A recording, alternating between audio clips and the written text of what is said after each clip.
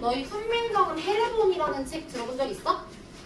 그러니까 훈민정음은 백성을 가르치는 바른 소리, 한글을 일컫는 말이거든요.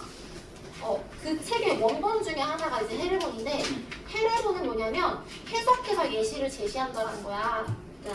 근데 이 세계 어느 나라에서도 이 글자가 무슨 목적을 가지고 만들어졌는지, 왜 만들어졌는지, 어떤 원리를 가졌는지, 이런 예시로 쓸 수 있는지 이런 것들을 적어놓은 책이 없어.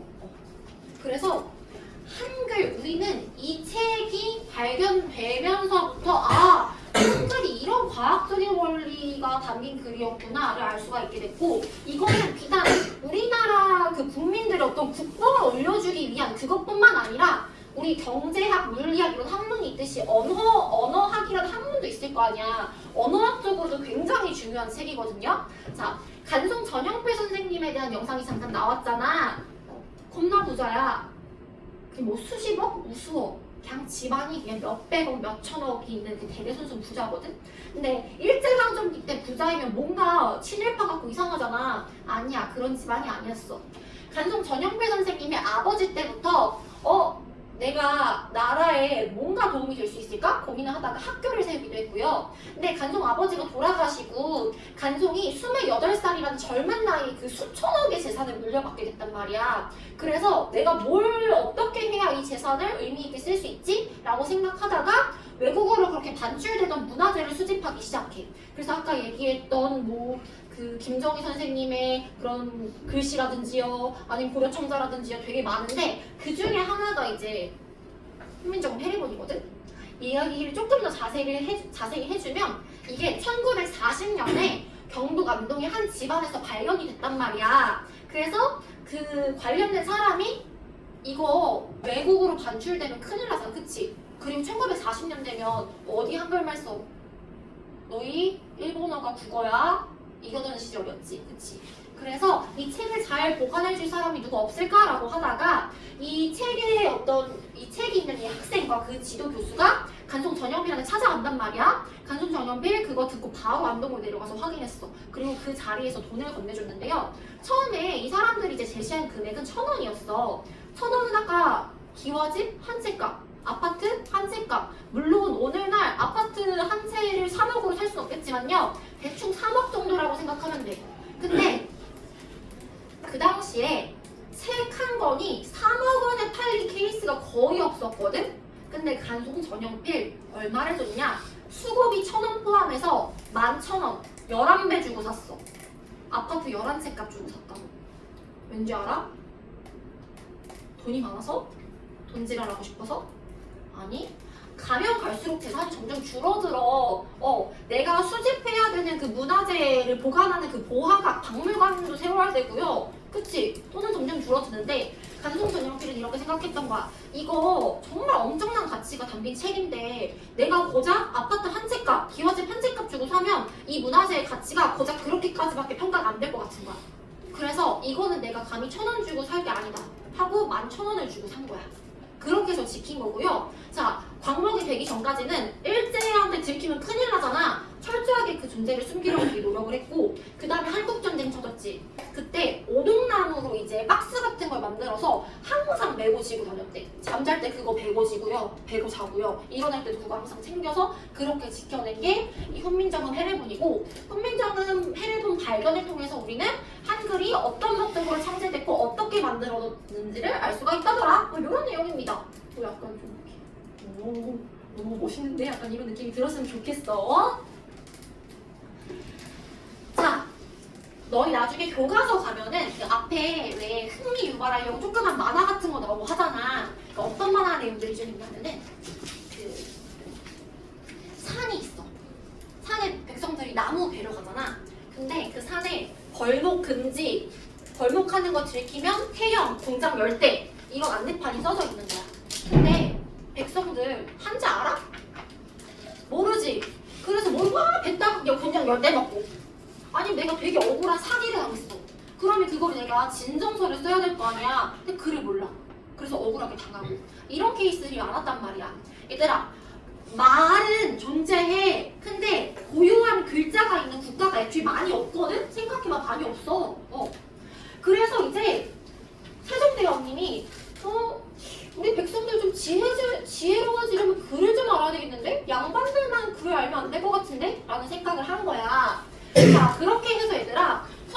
그 원본 보면요. 훈민정음 세종어제 훈민정음이라고 해서 세종대왕께서 훈민정음을 왜 만드셨는지 그 의도를 밝힌 글이 나오거든. 나란말싸미 균기기다라 문자와 서로 정확히 아니할사 이렇게 나오거든요. 쌤이 지금부터 현대국어로 해설을 한번 해줄 거야. 나란말싸미 균기기다라 문자와 서로 정확히 아니할사. 나라의 말이 중국과 달라 문자와 서로 통하지 아니하니. 이런 전차로 어린 백성이 이르고자 할 바이셔도 이런 까닭으로 어리석은 백성이 이르고자 할 바가 있어도 마찬나이 제 뜻을 실어 펴지 못할 놈이 하니라. 마침내 제 뜻을 능히 펴지 못할 사람이 많으니라. 내 이를 위하여 어여삐 여겨 새로 28자를 맹가노니 내가 이를 위하여 가엾이 여겨 새로 28자를 만드노니 사람마다 하여 수빈이여 날로 쓰매 편하게 하고자 할 사람이니라. 사람마다 하여금 쉬켜 날로 쓰는데 편하게 하고자 할 따름이니라. 이런 글입니다. 얘들아 그렇게 긴 글은 아니지. 근데 우리 요만한 글에서 무려 한글 창제 정신을 4가지나 추출할 수가 있거든요. 자, 나라 말이 중국과 달라서 문자로 서로 통하지 않는다. 여기는요. 스스로가 주인이 된다. 뭐게? 자, 스스로 자의 주인? 주. 자주 정신을 우리가 엿볼 수가 있어.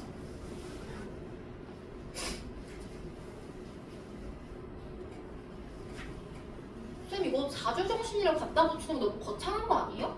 라고 생각할 수 있겠지만 아니야. 왜냐면 우리가 그 당시에 중국을 약간 형님처럼 모시고 있었던 것도 맞아.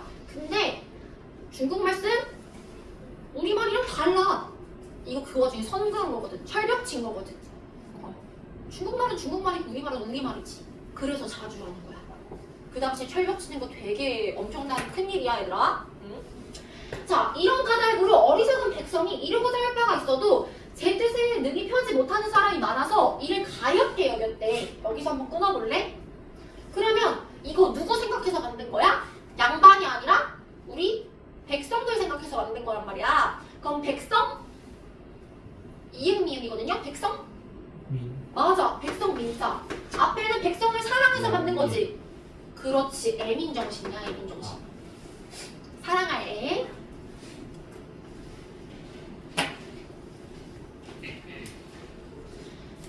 자, 그리고 새로 28자를 만드노니 이거는요. 창조 정신이라고 볼 수가 있거든.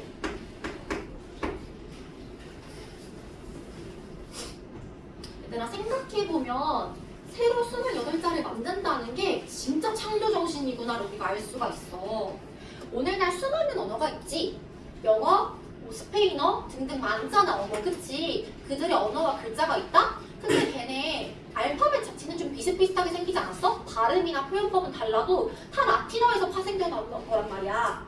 얘들아 유에서 새로운 유를 창조해내기는 쉬워. 근데 생판 아무것도 없는 무에서 유를 창조해내는 거 진짜 머리 빠개지는 일이거든? 세종대왕 어디서 빌려온 게 아니라 그냥 아무것도 없는 제로 베이스라서 새로운 글자를 만드신 거야. 창조정신이야. 이해되셨죠? 자, 마지막. 사람마다 하여금 익혀 날로 쓰게 하는데 편하게 하겠대. 쉽게 익히게 할 거고요. 어렵게 익히게 안 할 거야. 그리고 쓸 때도 편하게 쓰게 할 거야. 너희 몇 달 전에 쌤이랑 비문학 지문 몇 개 공부했었는데요. 실학자들은 이것을 추구했어. 무슨 학문? 실용적인 학문을 추구했지. 뭐 시대는 다르긴 하지만요. 세종대왕께서도 글자를 만들었는데 쉽게 익히고 쉽게 쓰게 해야지. 실용정신을 가지고 만드신 거야.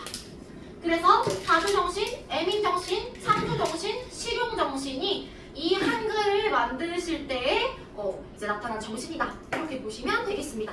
여기까지 괜찮지? 물론 현대국어랑 그 만들어졌을 때 당시에 그 국어 글자, 국어는 말이야 얘들아? 아니 국어는 말이고 글은 글이야 문자야 따로야 따로. 그 글자가 약간 다르긴 하지만요. 여기서부터 발전되어 온 거라고 생각하면 돼. 그 당시에는 자음을 17자 만드셨고요. 모음을 11자 만드셨어요. 우리 오늘날은요 자음을 19개, 모음을 21개라고 하거든? 쌤 기억으로 그랬던 것 같아. 근데 조금 체계가 다르긴 하지. 자, 그러면요 자음을 어떤 원리로 만들었는지, 모음을 어떤 원리로 만들었는지를 볼 텐데 오늘 아마 시간이 자음 창제까지 보지 않을까 싶습니다.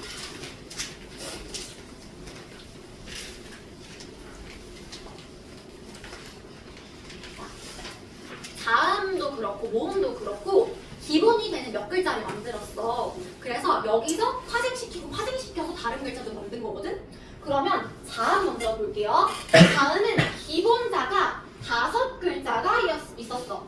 기역, 미음, 미음, 시옷, 이응 5글자가 있었는데요. 각 글자마다 만든 원리가 있거든? 기본자는 상형의 원리를 가지고 만들었다. 얘들아, 상형자는 한자도 상형자일걸? 상형이 뭐야?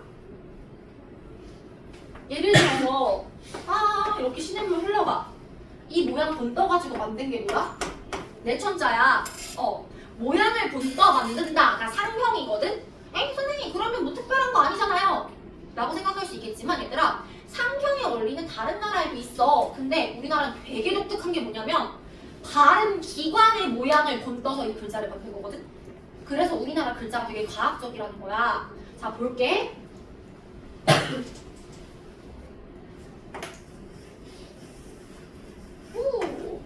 옆모습이 있어. 눈이야, 콧구멍이야, 입술이야, 앞니 이렇게 뿅뿅뿅 나와 있어. 해봐.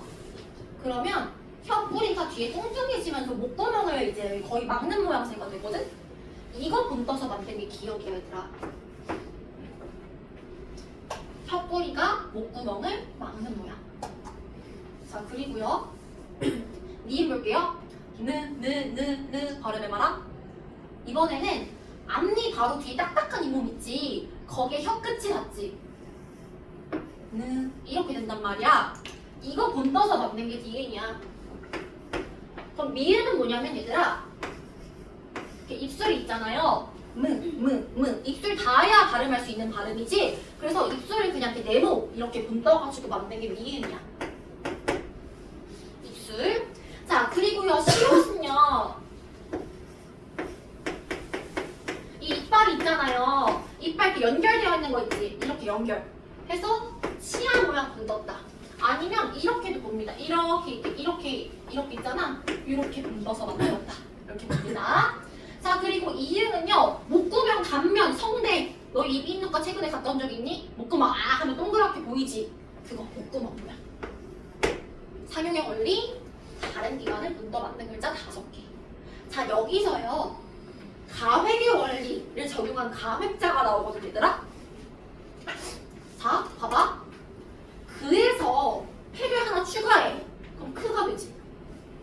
느에서 획을 하나 추가해. 스가 된단 말이야. 여기서 획을 하나 더 추가해. 스가 돼. 자, 느에서요 획 이렇게 뿅뿅 추가하면 부가 되고요. 또 느에서 영미표를 뿅뿅 하면 프가 된단 말이야. 그치? 스에서 짝대기 위로 그으면 지가 되고, 여기서 짝대기 더 추가하면 시가 되지. 자, 여기서 이응에서요 짝대기 위로 하나 그으면 이런 모양이 되고요. 하나 더 그으면 우리가 오늘 알고 있는 히읗이 되지. 가획의 원리야. 획을 더한다. 자, 그러면 이거는 무슨 글자냐? 오늘날은 안 쓰는 자음자인데요. 봐봐. 뭐라고 생각하면 되냐면 얘 히읗이지. 히읗. 근데 얘는 히읗보다 짝대기가 하나 더 없지. 여리여리하게 발음돼. 가획의 원리는 획을 더할수록 소리가 더 세죠?를 티내는 글자거든?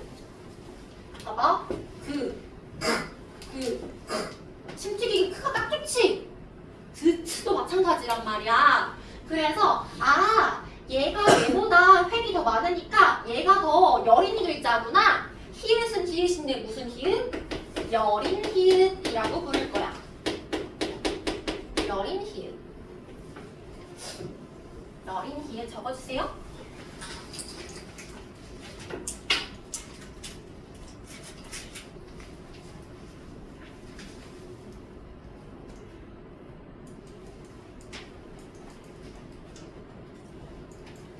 자, 가획의 원리의 포인트는 뭐냐면 획을 더했다라는 거는 그 발음기관에서 소리를 조금 더 세게 했다를 티내는 거야. 그래서 이렇게 요렇게 있잖아. 요렇게 아, 설, 순, 치, 후 음이라고 하거든. 그래서 아음 중에서 설음 중에서 느드트 이렇게 획을 더할수록 더 세지는 거야. 자, 이거를 다른 나라 글자랑 비교해보면 되게 신경을 많이 쓴 글자네? 라는 걸 우리가 확인할 수 있는 게요. 내가 영어 비하하고 싶은 게 아니야, 얘들아. 모양새 비슷하지? 그리고 혀꼬리 똑같이 이렇게 되는데 소리가 세지는 거 알 수 있지? 아, 우리는 이 글자를 보고 어디서 소리가 나는지, 뭐가 소리가 더 센지를 유추할 수 있어. 글자 그림 보고, 글자의 생긴 모양새 보고. 근데 영어로 따지면 G랑 K를 또 비교할 수 있겠지. 얘네들 사이에 뭐 연관성 있어 보이니? 아니거든. 한글이 굉장히 신경을 많이 쓴 글자야. 그래서 해서 가획자는 이렇게 9개가 있습니다. 여기까지 괜찮으시죠? 자, 그 다음에 이체자라는 게 있는데요. 이체자는 뭐냐면 차이할 때 이야, 새는 몸이야, 아예 몸통이 다른 애야, 예외적인 애야. 뿌리가 달라요, 예외적인 건데요. 사실 이 꼭다리 달린 이응 있잖아. 얘는 기존에 있는 이응에서 꽁 해가지고 만들어진 건데요. 원래 가획의 원리라면 얘보다 얘가 더 세야 되지. 그런 거 아니야. 상관없어. 오히려 얘는 여기서 소리 나는 게 아니라 요 위치에서 다르게 소리 나는 거. 앙 약간 이런 소리 나거든요. 오늘날의 받침 앙 할 때 그 받침 이응 소리가 나는 얘가 바로 꼭지 달린 이응이야. 근데 상관이 없는 애들이지. 그 이치자야. 자, 얘는요 옛날에만 쓰는 이응이다 해서 옛미응이라고 부를 거야. 옛미응, 꼭지 달린 이응은 옛미응. 옛, 이, 응.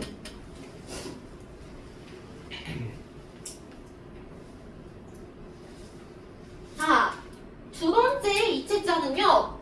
자, 리을에서요. 뿅 하면 리을 되지. 맞아? 리을에서 뿅뿅뿅 획을 더하면 리을이 되긴 하지만 가획의 원리는 소리가 세지는 걸 티내주는 거라 그랬잖아. 느드트. 그치, 느드트. 근데 둘 다 덜덜하지 않아? 이거는 소리 세기에 상관이 없는 애거든? 그래서 이체자야, 이체자. 가획의 원리가 아니에요, 이체자입니다. 그 다음에 이렇게 세모처럼 되어 있는 거, 얘도 시옷에서 뿅 해가지고 나온 게 맞는데요. 얘네들도 소리의 색이 차이가 있는 게 아니야. 얘는요, 반지음이라고 부르는데요. 오늘날 S와 Z 여기 약간 중간쯤 됐을 것이다 라고 하더라고요. 약간 즈 약간 요렇게 발음됐을 것이다 라고 추측되는 글자인데 얘는 반치음이라고 부를 거야. 반치음.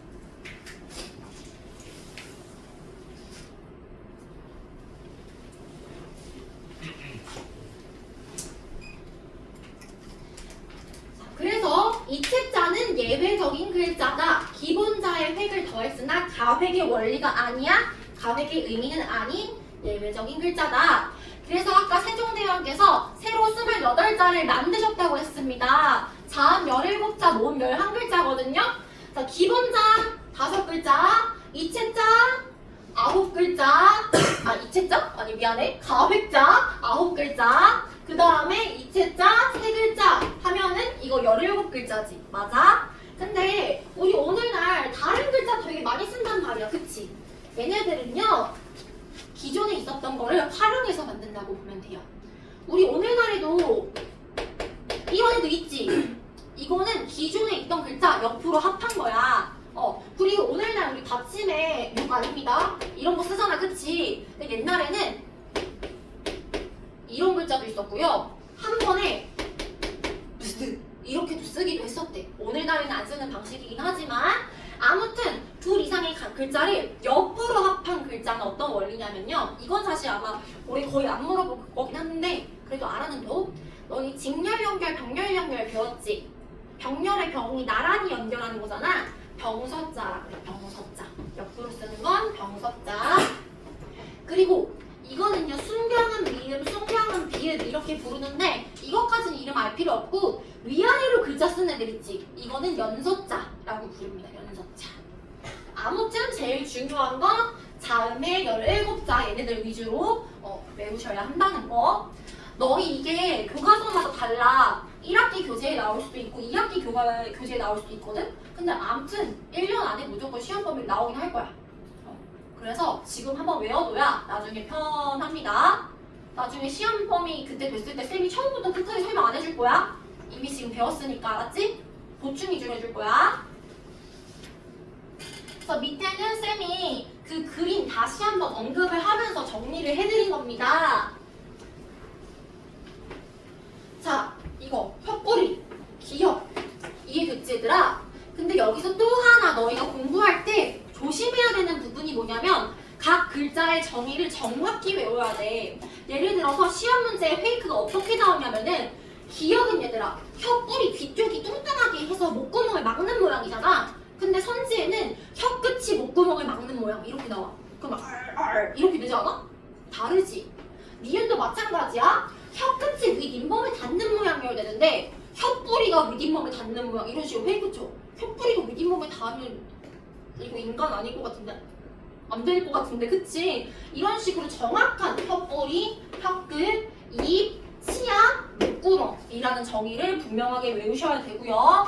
밑에 가획의 원리는 음성적으로 우리가 같은 계열이라는 걸 유추할 수 있다 그랬어. 소리의 세기와 관련이 되었다더라. 그에서 크, 느에서 드에서 트, 무에서 부에서 프, 스에서 즈에서 츠, 응에서 여린 히읗에서 크. 이체자, 예디은, 리을, 반지은 이렇게 3개까지 해서 총 17글자고 그 밑에 보면요. 그 뒷장 보면은 병서와 연서까지 쌤이 한 번 더 정리를 해놨습니다. 시간 관계상 오늘 진도는 여기까지 나갈 거야. 우리 오늘 뭐 했어? 한글의 창제 원리 4가지 배웠어. 자주정신, 애민정신, 또 뭐 있어? 상주정신, 용정신 있었어. 그 다음에 우리 자음의 창제 원리 봤어요. 기본자 5글자는 모양을 바른 기관의 모양을 분과 만든 형의 원리가 있었고 그 다음에 거기서 획을 더해 만든 색의 원리가 있었고 예외적인 3글자 세자가 있었고 그 외에 병서와 연서도 있었다더라. 여기 기억해 주시면 되고요. 너희 오늘 2시 47분부터 집에 보내줄게. 그럼 오늘 나머지 뭐 해야 되냐? 아까 히말라야 시다 완성 못한 친구들 있죠? 완성하세요. 그 다음에 이건 오늘 필수 숙제인데 우리 체크체크 교재 있어요. 체크체크 교재에 이 한글 창제 원리가 나와 있는데 거기가 몇 쪽부터더라? 몇 쪽부터?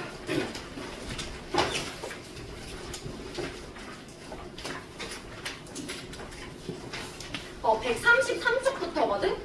133쪽부터 143쪽까지 있는데요.